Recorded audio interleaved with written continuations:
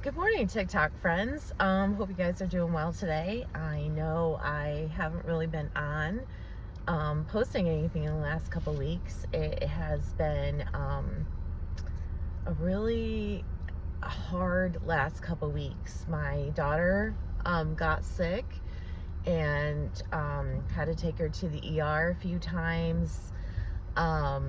Ended up having to stay at the hospital for a few nights. She's now doing better, thankfully. They figured out what was going on, and she is, doing really, really well. So I'm very thankful for that. But yeah, it was a lot, and I just kind of want to reflect on that a little bit. As I've shared before, my ex lives in another state. So when things like this happen, it's on me. So, I'm the one who has been, taking off the time to be with my daughter. I'm the one who, pays for the co-pays for her to go to the hospital, any bills. She's also had to see some outside doctors as well. And then you post the bills and you wait for the reimbursement from the ex, and you're kind of like thankful that you have a job that you can pay for this stuff up front and then wait for that person to reimburse you when they're able to. So it's just another realization of being a single parent it's a lot of work, and it's draining. And during my daughter's hospital stay, she had to do a few tests, and she was also in a lot of pain. So there were a few times where she had a couple panic attacks, and she's never had one in front of me before. This is kind of like a new situation, but she was in a lot of pain, and going through that and seeing your child hurt and not feeling good and not being able to help them, it's so draining, because all you want to do is help your child. All you want to do is make them feel better again. And it also makes me realize that, yeah, I'm strong enough to be there for my daughter and to give her everything and to make sure she's as good and as comfortable and has the best doctors looking after her and everything else. But I also realize, wow, it's so draining doing this stuff on your own.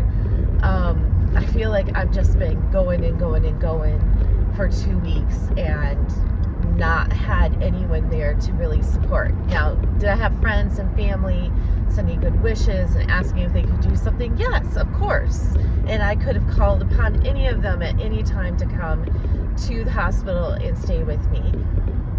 But there's something about when you have, your significant other, and I didn't. And so there were a few things that I realized. One is that I never had this person, this ex of mine, with me as a partner through anything related to my daughter, even when we were married.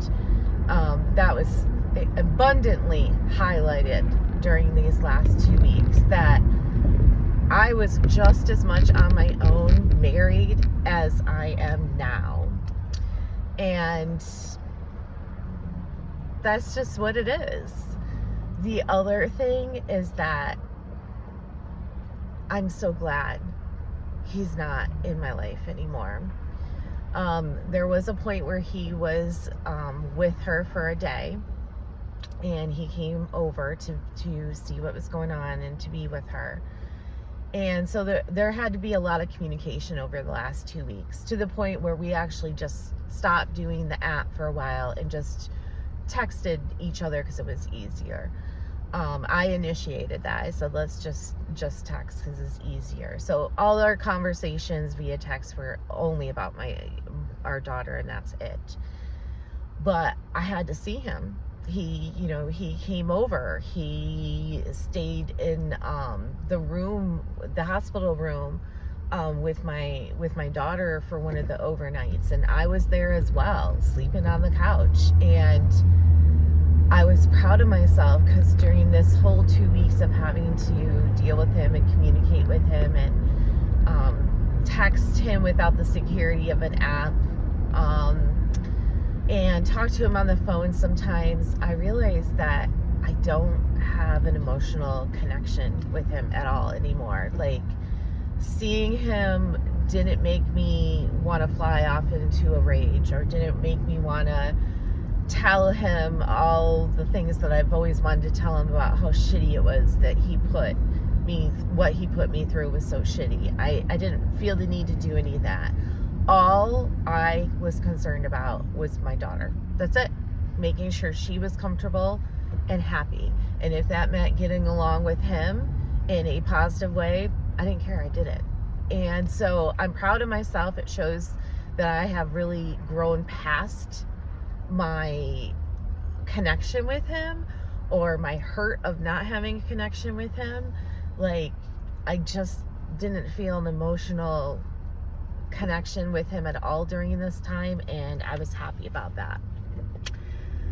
So I'm going to leave it there for now, and I'm going to do another post in a second. But yeah, I was proud of myself that I was able to go through those 2 weeks, and there were just going to be more conversations too, because my daughter has to have a few more doctors and visits with what she's dealing with, and so it will still be communication. But that's the thing, like, I'm going to be connected to my ex for the entire time because we share a daughter together, and it feels good to be able to have that communication with him, but not feel the emotional hurt, not feel like I have an emotional connection, not feeling like I see him and I have this emotional reaction. Like, those things have just gone.